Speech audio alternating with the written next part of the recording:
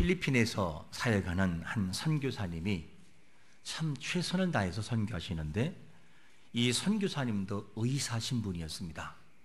그런데 어느 날 이분이 열심히 목숨 걸고 필리핀 사역을 하는데 몸이 안 좋아서 검사를 해보니까 췌장암 3기라고 하는 진단이 내려졌습니다. 그런데 이분이 하나님을 향한 열정이 강렬하다 보니까 조금 더 흔들리지 않아요. 진짜 믿음은 어디서 보이느냐? 지금 나에 있는 위치에서 나를 흔들어 놓을 때 어떤 상황에 돼도 흔들림이 없는 강력한 확신과 믿음을 나아가는 자들이 진짜 믿음의 사람인 것을 믿으시기를 축원합니다. 그래서 믿음의 사람은 흔들리지를 말아야 돼요. 어떤 상황이든지. 그래서 이분이 힘들고 어렵지만 현지에 나가서 그 오지에 나가서 하나님을 모르는 사람들에게 복음을 증거하지요. 그러다가 몸이 좀 불편해서 한국에 나온 다음에 다시 한번 이렇게 검사를 또 해보니까 이번에는 무엇이 있느냐? 위암 4기로 판명이 났어요.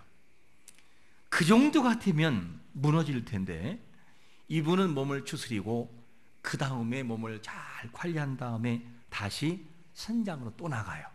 필리핀으로. 그리고 난 다음에 몸이 너무 아플 때는 링거를 꽂고 있다가 환자가 오면 다시 빼고 그들을 돌보면서 복음을 제시합니다. 이것이 그분의 사역의 모습이었습니다. 아마 믿음이라는 존재를 모르고 그리고 하나님의 나라를 이해를 하지 못한 사람은 그럴지 몰라요. 지금 제정신이냐고, 네 몸도 죽을 위기에 있는데 누구를 구원한다고 지금 오지에 나가서 그렇게 하냐고 그렇게 말할지 모르겠어요. 그런데 이 사람은 가슴 속에서 끓어오르는 열정, 하나님을 향한 뜨거운 열정을 말릴 자가 없었어요. 왜 그것이 그러냐 하면 하나님께 한번 붙들린 자는 하기 싫어도 해야 되고 하고 싶다고 할 수 있는 게 아니에요. 그러니까 하나님의 사람은 붙들리면 열정 속에 이끌려가는 것을 믿으시기를 축원합니다. 그 예가 어디 나오냐면 예레미야 20장 9절에 보니까 하나님은 이렇게 말씀하고 있습니다. 시작. 내가 다시는 여호와를 선포하지 아니하며 그의 이름을 말하지 아니하리라 하면 나의 마음이 불붙 골수에 사무치니 답답하여 견딜 수 없나이다. 사람의 생각으로, 즉 예레미야의 생각으로는 고국의 이 백성들에게 이 유다의 멸망을 선포하고 그리고 훗날 너희들이 포로가 될 것이다. 그러므로 오랜 세월 동안 포로될 것이니까 마음을 단단히 먹고 그들에게 항복하고 순종해라. 대항하지 말아라. 이것이 하나님의 뜻이다. 결혼하고 땅도 사고 그러면서 오랜 세월 동안 약 70년이라는 세월이니까 너희들을 태양하지 말라. 이거를 선포해야 돼요. 아니 암만 선지자라 할지라도 본 나라의 멸망을 선언해버리고 항복하라고 하니 누가 좋아하겠고 본인도 편하겠습니까? 그게. 그래서 안 하려고 했었어요. 하나님 나 못하겠다고. 그런데 가슴 속에서 불이 타올라오는 거예요. 안 하려고 하면 내 마음에 불같은 불붙는 불덩어리가 내 골수에 사무치니까 도저히 어떻게 해볼 수가 없어요. 그래서 또 증거합니다. 이게 사명으로 부른 만 사람들이 뜨거운 열정이라고 하는 것을 알 수가 있습니다. 이렇게 돼서 이 필리핀의 사역자인 이 선교사님이 포기하지 않고 계속해서 증거합니다. 이유가 뭐냐? 이유는 하나예요. 영원한 죽음에서 자기를 살리신 하나님이 있다 보니까 그 하나님을 위해서 생명을 거는 거예요. 여러분, 우리를 위해서 살리신 예수 그리스도 그분 앞에 우리의 생명을 다하여 충성하고 헌신하는 자가 되시기를 축원합니다. 그게 믿음의 사람들의 모습이다 하는 것을 알 수가 있습니다. 그러면 이 하나님과 아브라함과 오늘 본문에서 대화가 시작되거든요. 그러면 이 하나님께서 아브라함에게 나타나가지고 자기를 소개하는데 하나님 스스로를 뭐라고 소개하느냐? 오늘 본문 창세기 17장 1절에서는 이렇게 소개합니다. 시작. 아브라함이 99세 때에 여호와께서 아브라함에게 나타나서 그에게 이르시되 나는 전능한 하나님이라 너는 내 앞에서 행하여 완전하라. 하나님 스스로를 증거하는데 어떤 하나님이라고요? 전능한 하나님, 엘샤다이, 전능이라는 부분을 소개하고 있습니다. 그러면 이 전능하신 하나님을 엘샤다이라고 히브리어로 말하는데, 엘이라는 말은 무슨 말이냐면 신적인 영웅 이런 뜻이 있고, 그리고 권위 있는 분, 하늘에 계신 절대자, 유일하신 분을 엘이라고 표현을 써요. 그 샤다이라는 말은 무슨 말이냐면 풍족하신 분, 전지전능하신 분, 이분을 샤다이라고 합니다. 그러니까 하나님은 이 아브라함에게 자신을 소개할 때 뭐라고 소개하고 있냐? 아브라함아, 나는 뛰어나시고 오직 절대자이고 모든 것을 할 수 있는 전지전능하신 엘샤다이 하나님이란다. 이거를 소개해 주고 있습니다. 여러분, 하나님을 엘샤다이, 우리에게 있어서 그분은 모든 걸 할 수 있고 우리를 가능하게 하시고 아름답게 세워놓으시는 전능하신 그분으로 인정하시기를 축원합니다. 그분을 스스로가 우리에게, 그리고 이 아브라함에게 소개하고 있어요. 그런데 문제가 뭐냐면 하나님은 언제나 변함이 없이 그 하나님이신데 사람은 마음이 왔다 갔다 하는 거예요. 하나님을 바로 믿지 못하고 마음이 변하는 것이 사람의 모습이죠. 하나님은 언제나 변함이 없어요. 그 변함이 없으신 하나님을 어디에서 볼 수 있느냐? 창세기 16장 이하를 보면 이런 내용이 펼쳐져요. 아브라함의 아내 이름이 뭐지요? 사레였습니다. 그런데 그 아브라함에게 있어서 아내가 나이가 한참 먹을 때까지 아이를 낳지를 못해요. 남편이 아브라함이 99세 때까지 아이가 없는 거예요. 그러니까 이 89세인 이 사레가 너무 마음이 조급한 거예요. 그래서 안 되겠다 싶어서 하나님의 약속을 의심하고 믿지 못해서 사레의 여종 누구를 들여보내요? 하갈을 대신해서 자기 대신 남편에게 들여보내고 지금 말하면 시바지, 아이를 낳게 만들어요. 그런데 신기한 것은 뭐냐면 이 사라의 여종 하갈이 아이를 임신했으면 주인 대신에 들어가서 아이를 임신했으니까 겸손해야지요. 그런데 이 여종이 여주인을 뭐하냐? 무시하는 거예요. 멸시하는 거예요. 멸시한 말은 무시죠? 굉장히 우습게 보는 거예요. 하찮게 보고. 그러니까 사례가 열 받을까요? 안 받을까요? 너무 화가 나는 거예요. 남편에게 막 따지는 것. 당신에게 문제가 있다고. 그러니까 이 문제 때문에 남편하고 관계가 안 좋아졌어요. 뒤늦게는 이 사례가 결단을 해요. 너무너무 막 이 하갈을 구박하고 막 핍박하니까 이 사례가, 이 하갈이 견디지 못하고 집을 나가버려요. 그리고 외로움 중에서, 공허함 중에서, 그리고 쓸쓸함 중에서 오물깃혀서 우두커니 서 있는데 이때 누가 찾아오느냐? 여호와의 사자가 찾아와요. 다른 말로 말하면 하나님 찾아왔다 그 말이죠. 하나님이 찾아와가지고 하는 말이 뭐냐면 창세기 16장 13절에서 이제 이 고백하는데 너무너무 힘든 가운데 있을 때 찾아왔을 때에 이 여호와의 사자가 하는 말이 뭐냐? 하갈아, 걱정하지 말아라. 걱정하지 마라. 네가 낳을 이 아이도 한 민족을 이루고 그리고 번성할 것이다. 그러면서 이렇게 알려주어요. 이거를 이 말 듣고 하갈이 창세기 16장 13절에서 이런 고백하는 거예요. 시작. 하갈이 자기에게 이르신 여호와의 이름을 나를 살피시는 하나님이라 하였으니 이는 내가 어떻게 여기서 나를 살피시는 하나님을 배웠는가 함이라. 보세요. 지금 여주인을 무시한 것이 잘한 거예요? 잘못한 거예요? 잘못했지요. 하갈이 분명히 실수한 거였어요.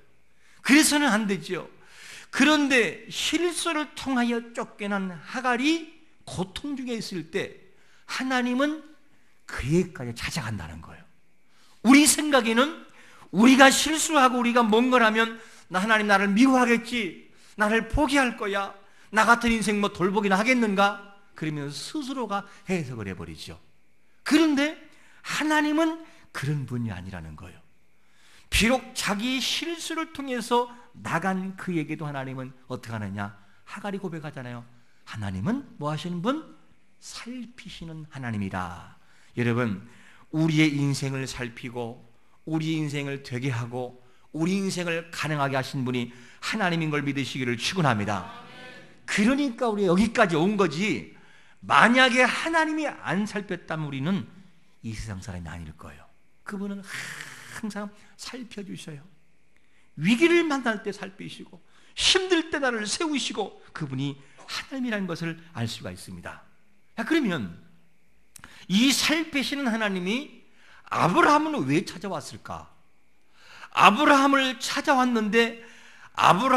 찾아오셨는데 오셨을 때의 1절을 본문을 보면 아브라함에 대해서 뭐라고 소개하고 있느냐? 아브라함의 나이가 몇 세라고요? 99세. 여기 99세 있으십니까? 없잖아요. 99세였고, 이 말은 무슨 말이냐? 가나안 땅을, 즉 이 아브라함이 가나안을 향하여 가는 그 시점이 뭐냐면, 그때부터 시작해서 가나안 땅에 들어와서 아브라함의 인생을 쭉 살아가는 세월이 몇 년이 지났느냐? 23년이 지났다 그 말이에요. 99세라는 그 말은. 그러니까 23년인데 99세를 왜 성경은 표기를 하느냐? 이제는 아브라함이 기대하고 아브라함이 소망 갖고 아브라함이 아이를 낳을 수 있는 나이가 99세니까 이제는 살 만큼 살았다, 더 이상은 희망이 없다라는 사실을 나이를 통해 우리에게 알려주고 있습니다. 그러니까 아브라함이 이제 약속을 받고, 아브라함아 내가 내게 지시할 땅으로 가라, 내가 큰 민족이 이루게 해줄게라고 하는 약속, 후손의 약속을 준 것이 뭐냐면 약 23년이 이미 흘러버린 거예요. 그러면 여러분, 아브라함에게 하나님이 주신 약속이 뭘까? 창세기 12장 2절은 우리에게 이렇게 소개합니다. 시작. 내가 너로 큰 민족을 이루고 내게 복을 주어 내 이름을 창대하게 하리니 너는 복이 될지라. 하나님이 분명히 아브라함에게 떠나기 전에 약속했어요.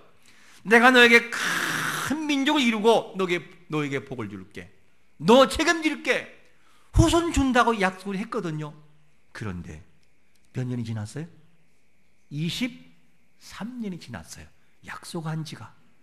아무리 보아도 아브라함이 자기 몸을 바라보고 아내를 바라보니 이제는 여성이 있어서 이 생산할 수 있는 나이가 지났어요. 가능성이 보지 않아요. 도무지 이루어질 기미가 보이질 않습니다. 여러분, 그럼 묻겠습니다.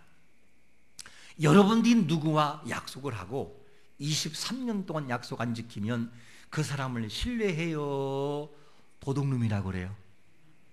죄송합니다. 원색적으로 표현해서 도둑이라고 그래요. 나는 네 말은 콩으로 뭐를 써도 매주를 써도 안 민다고 그래요. 왜?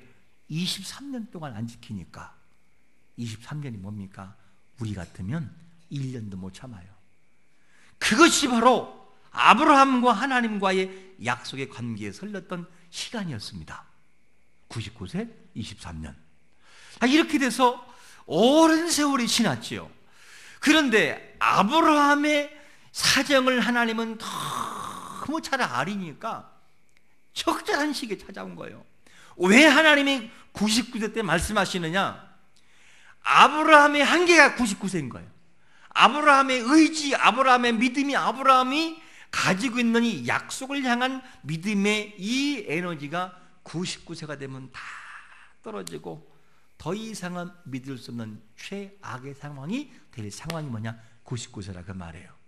그런 상황이 됐을 때 하나님이 찾아오셔가지고 첫 번째 하는 말이 뭐냐? 아브라함아, 나는 전능한 뭐라고요? 하나님이란다. 만약에 여러분들에게요 너무 힘들고 어려운 상황이 있을 때 여러분들의 마음을 가장 잘 알아주는 그 말로 여러분들 이루한다면 눈물이 벌컥 나와요. 무슨 말이냐?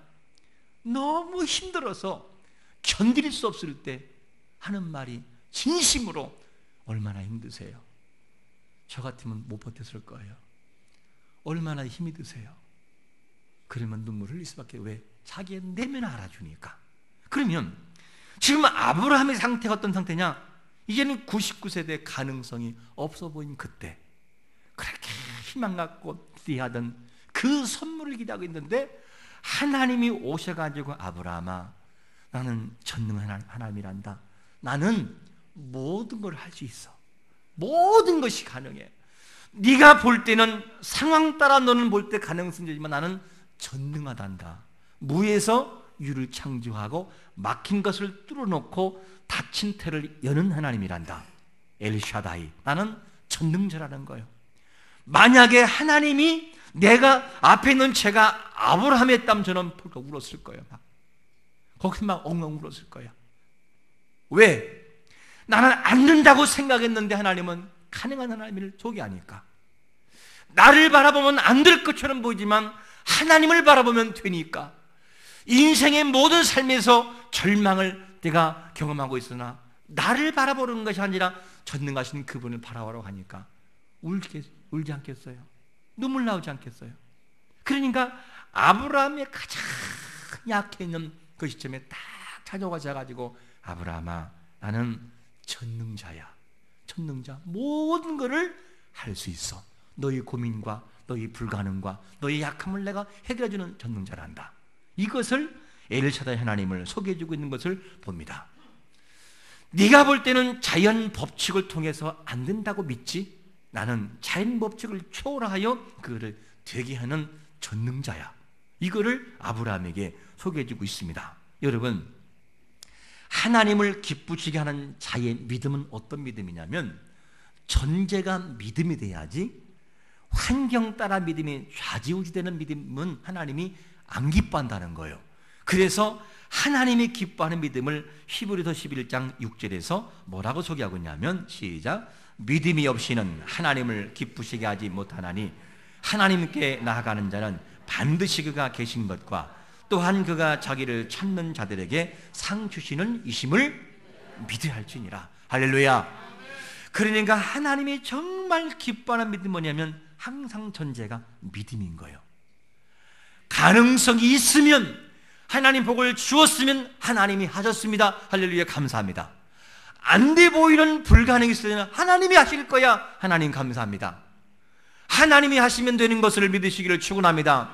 엘샤다이 하나님이 이론이 아니라 실제적으로 나에게 함께 하시는 그분으로 인정하시기를 축원합니다. 그래야 하나님이 역사하지요. 어떻게 내 이성으로도 못 믿는 하나님이 역사할 수가 있겠냐는 말이죠. 그럴 수는 없잖아요. 그러니까 우리 마음속에는 항상 이 전제, 믿음으로 나가야 되는 것입니다. 환경을 보고 가능성을 예측하는 자가 아니라 하나님을 바라보고 환경을 정복하는 자가 되시기를 축원합니다. 그게 믿음의 사람이라는 것을 알 수가 있습니다. 이렇게 약해 있는 아브라함에게 던진 질문이 있어요. 아브라함아, 너는 내 앞에서 내 앞에 행하여 뭐라고요? 완전하라. 내 앞에서 행해서 완전하라. 이게 무슨 말이냐면 너는 나를 믿지 못했지. 그래서 네 안에 사례를 통해서 하가를 통해서 후사를 이으려고 그랬지. 너 그런 실수했었지. 근데 이제부터는 두 번 다시 실수하지 마. 그러지 마. 나를 끝까지 믿어. 나는 전능하잖아. 나는 할 수 있잖아. 나는 하는 분이잖아. 이렇게 하나님께서 이제부터는 두 번 다시 실수하지 말고 이제부터는 믿어. 너희 믿음이 약해지지 말고 끝까지 믿고 나에게 나오라. 내 앞에 행하여 완전하라고 말씀하고 있습니다. 여러분, 하나님 앞에 우리의 믿음으로 삶으로 증명하는 자가 되시기를 축원합니다. 그것을 우리에게 요구하고 있어요. 우리가 우리 믿음을 정말로 인간의 모습만 바라보면 무너질 수밖에 없어요. 하나님은 항상 우리에게 우리가 하나님 앞에 나가길 바라시죠. 엘리야도, 그렇게 위대한 엘리야도 하나님을 안 바라보고 환경 바라보면 무너진다니까요. 하늘에서 불이 내리고 군사가 50명이 데리고 오면 하늘에서 불을 내려서 다 태워 죽이는 사람이 엘리야였어요. 감히 상대할 수 없는 정말 대단한 사람이었죠. 하지만 그도 환경을 바라보는 순간 그냥 넘어지는 거죠. 여러분, 환경을 바라보지 말고 찾아오셔서 위로하시는 하나님을 바라보시기를 축원합니다. 하나님은 언제나 우리를 찾아오셔서 적절한 그 시기에 찾아오셔요. 여러분, 한번 인생을 더듬어 보세요. 우리가 가장 힘들고 어려울 때, 내가 뭔가를 안 될 것처럼 생각하고 무너지려고 할 때 하나님은 누군가를 나에게 붙여주었어요. 그리고 누군가를 나에게 붙여주어서 하나님을 고백하게 만들고 넘어질 만하면 또 세워지시고 하나님은요, 엘리야에게 찾아오셔서 하시는 말씀이 뭔지 아십니까? 엘리야가 이세벨에게 고통당하면서 넘어지려고 그럴 때 하나님은요, 눈치가 참 빠르셔요. 무조건 몰아가는 분이 아니에요. 상황 따라 하나님은 우리에게 말씀하시는데, 엘리야에게 찾아오셔가지고 너무 지쳐있는 엘리야에게 하신 말씀이 뭐냐면, 네가 이놈아, 내 하나님의 사람으로 사역자로서 그렇게 환경 바라보고 무너질 거냐? 그러면서 막 책망하지 않았어요. 다른 말 하지 않고 뭐라 하냐? 엘리야야, 물 마셔야지, 떡 먹어야지, 그리고 갔다 와 다시 또 돌아와요. 다시 엘리야야, 먹어야 돼, 너 앞으로 할 일이 있어. 그러면서 엘리야를 위로하셔요. 하나님은 어떤 분이냐면 적절한 시기에 찾아오셔서 우리의 실수까지도 용납하시고 그 자리에 일으켜 세워 하나님의 사명을 감당하도록 하신 분이 누구냐? 엘샤다이 하나님인 걸 믿으시기를 축원합니다. 그러면 우리는 이렇게 말할 수 있잖아요. 하나님은 나의 실수까지도 과연 이해할 수 있을까? 하나님 앞에 정말로 상상할 수 없는 죄악을 진 나의 모습인데 이것도 이해할 수 있을까? 라고 우리는 물음표를 달 수 있을 거예요. 하나님은 어떤 분이실까? 그것도 이해하셔요. 왜냐? 히브리서 4장 15절에 보니까 우리에게 이렇게 하나님을 소개합니다. 시작. 우리 대제사장은 우리의 연약함을 동정할 수 없는 분이 아니십니다. 오히려 그분은 모든 점에서 우리처럼 시험을 받으셨습니다. 그러나 죄는 없으셨습니다. 여러분, 우리가 아픈 것을 하나님은 그냥 이론으로만 아는 분이 아니에요. 우리가 힘들고 어렵고 약한 부분을 그냥 하시는 것이 아니라 완전하신 신이신 그분께서 육신의 연약함 속에서 들어왔어요. 완전히 인간의 대본이니까 인간의 연약함이 어떤지를 너무 잘 알고 있는 거예요. 어떤 때는 우리에게 유혹이 다가오고 어떤 때는 미혹이 다가오고 어떤 때는 절망해서 포기하고 싶은 생각까지 하나님은 다 알고 있는 거예요. 왜? 먼저 경험해왔잖아요. 먼저 신으로서 인간의 몸으로 오신 경험이 있으시니까 너무 잘 알아요. 여러분, 고통 중에서 아파본 자가 위로를 잘할 수 있어요? 아무런 고생을 안 해본 사람이 위로를 잘할 수 있어요? 아파본 자가 아파본 자의 마음을 알아요. 그 마음을 알아요. 아파본 자가 아파본 자에게 이야기하는 것은 가슴이 꽂혀요. 위로가 돼요. 긴 말을 하지 않아도 표정부터 벌써 달라요. 얼마나 힘드십니까? 얼마나 힘드십니까? 이 말 한마디를 하면 그 마음이 알아요. 나를 위로하고 있구나. 저 사람은 경험해 본 분이구나. 그걸 알아요. 그러니까 이것을 알고 하나님은 어떤 분이냐? 먼저 동정하셔서 모든 걸 알고 있다는 거예요. 그 적절한 시기에 찾아오셔가지고 모든 걸 위로하시는 누구냐? 하나님 자신인 것을 볼 수가 있습니다. 이게 아브라함에게 찾아오신 분이라는 것을 알 수가 있습니다. 사람은요, 하나님의 언약을 의심할지 몰라요. 이 사람은 하나님의 언약을 의심해서 뭐라 하느냐? 진짜 될까? 이렇게 믿어요. 하지만 하나님은 어떻게 되느냐? 언약을 이행하셔요. 그래서 그 아브라함과의 언약을 뭐라고 말씀하느냐? 2절에 보니까 이렇게 말씀하고 있어요. 2절 시작. 내가 내 언약을 나와 너 사이에 두어 너를 크게 번성하게 하리라 하시니. 자, 보세요. 사람은 연약해서 하나님의 약속을 이행할 수 없으나 하나님은 약속을 지키셔요. 그러면 그 약속이 무슨 약속이냐? 내 언약. 언약이 그냥 언약이 아니라 내 언약을 뭐라 하느냐? 나와 너 사이에 두었다. 이 내 언약이라는 원문을 보면, 베레티라는 원문을 보면, 베레티가 무슨 뜻이냐? 이런 뜻이에요. 창세기 15장을 보면 하나님이 행하신 언약이 나오는데, 하나님이 창세기 15장에서 아브라함과 언약을 맺어요. 아브라함아, 내가 너와 언약을 하자. 그러므로 너와 나와의 언약의 증표로 할 일을 행해야 되겠다. 그러면서 할 일을 행하게 만들고, 그리고 언약이 뭐냐? 짐승을 잡아가지고 그 다음에 짐승을 잡는데 이 짐승을 반으로 쪼개가지고 한쪽 편은 이쪽에다가 세워놓고 한쪽의 반쪽은 이쪽에 세워놓아요. 그리고 난 다음에 그 언약의 당사자인 하나님과 아브라함이 둘이 서서 그거를 지나가셔야 돼요. 지나가면서 만약에 아브라함이 어긴다면, 아브라함아, 너 나의 약속을 어기면 저 동물처럼 죽어. 알았지? 저 동물처럼 죽어. 이거를 보여주는 거예요. 그리고 난 다음에 아브라함이 동물을 다 준비해놓고 하나님을 기다리고 있어요. 하나님을 기다리면서 기다리고 있는데 하나님이 오셔야지요. 아무리 기다려도 오시지 않으니까 이 아브라함이 지쳐버려요. 그냥. 그리고 어떻게 해요? 졸아버려요. 너무 지쳐가지고. 그러면 하나님이 뒤늦게 오셨어요. 오셨으면 언약의 당사자인 아브라함을 깨워야 돼요? 안 깨워야 돼요? 깨워야죠. 깨워가지고 아브라함아, 나왔다, 지나가자, 이렇게 해야 되거든요. 근데 하나님이 안 깨워요. 아브라함을 안 깨우고 그냥 자도록 놔둬버려요. 그리고 누구만 지나가세요? 하나님만 지나가세요. 편무계약이라고 말하죠. 편무, 일방적인 언약. 아브라함아, 너 지금 잠자고 있지? 네가 그래도 나는 혼자 이 약속을 지킬 거야. 이 말은 무슨 말이냐? 하나님이 아브라함을 100% 책임지겠다는 거예요. 네 의지와 관계없이 너를 복되게 해줄게.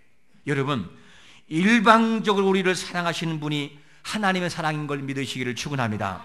그게 하나님의 사랑, 그게 베레티라는 단어예요. 베레티, 내 언약. 하나님의 언약이죠. 이 언약 때문에 아브라함은 되는 거예요. 하나님이 우리를 일방적으로 사랑하시는 구원의 은혜 때문에 우리가 구원받는 걸 믿으시기를 축원합니다. 우리는 그럴지 몰라요. 우리가 연약해서 하나님 약속 못 지켜요, 구원 못 받아요, 저 안 될 것 같아요 라고 할 줄 몰라도 하나님은 그렇게 말씀하잖아요. 그러한 아브라함에게 4절에서 뭐라고 하느냐? 4절 다시 한번 읽겠습니다. 시작. 보라, 내 언약이 너와 함께 있으니 너로 여러 민족의 아버지가 될지라. 언약이 누구한테 있느냐? 내 언약이 너와 함께 있겠다는 거예요. 내 언약, 베르티, 내가 지나간 일방적 언약이 너에게 있다는 거예요. 네 의지가 아니라 내 의지를 통해 너를 구원하겠다는 거지요. 이게 하나님의 은혜라는 거지요. 이것을 우리에게 말씀해주고 있습니다. 여러분, 우리가 부족해도 구원받는 것은 구원이 완성되는 베레트의 언약, 즉 하나님 그 언약이 적용되기 때문에 구원받는 것을 믿으시기를 축원합니다. 그 사랑이 지금도 흘러가고 있다는 거예요. 여러분, 하나님이 아브라함을 떠나지 않기 때문에 아브라함은 그 자리에 세워지는 거예요. 위대한 열국의 아버지로. 그래서 하나님이 아브라함에게 계속 말씀하셔요. 너 부족한 거 안다. 그런데 하나님이 그를 세우시니까 아브라함이 어떻게 변하느냐? 이렇게 변합니다. 5절 말씀 읽어볼까요? 시작. 이제후로는 내 이름을 아브라함이라 하지 아니하고 아브라함이라 하리니 이는 내가 너를 여러 민족의 아버지가 되게 하며. 여러분, 하나님이 아브라함 즉 높은 아버지, 존귀한 아버지에서 열국의 아버지와 조상의 아버지로 세우신 분이 하나님인 걸 믿으시기를 축원합니다. 하나님은 항상 세워주길 바라요. 세우시겠다는 거예요. 부족한데도. 그게 하나님의 사랑이었죠. 그러니까 하나님의 사랑이 지금 이렇게 아브라함에게 적용되니까 아브라함이 되는 거예요. 그럼 우리는 이렇게 질문해 봐야 됩니다. 우리의 연약함 때문에 가능성이 안 보이십니까? 우리가 하나님은 우리에게 뭐라고 답을 주고 있죠? 나는 어떤 분이라? 엘샤다이, 전능하단다. 너는 못해도 나는 해. 그러니까 되는 거야? 라는 질문하는 거고 답을 주는 거고, 우리가 부족하여 언약이 불안하십니까? 그때 하나님 뭐라고 하느냐? 내 언약 베르티, 내 언약이 너와 함께 있다. 내가 행하겠다는 거예요. 하나님이 하시면 되는 걸 믿으시기를 축원합니다. 그분이 하시겠다는 거예요. 우리가 서야 할 자리가 너무 높아서 도무지 불가능하고 가능성이 안 보이십니까? 하나님 말씀하십니다. 내가 너를 민족이 세우겠다는 거예요.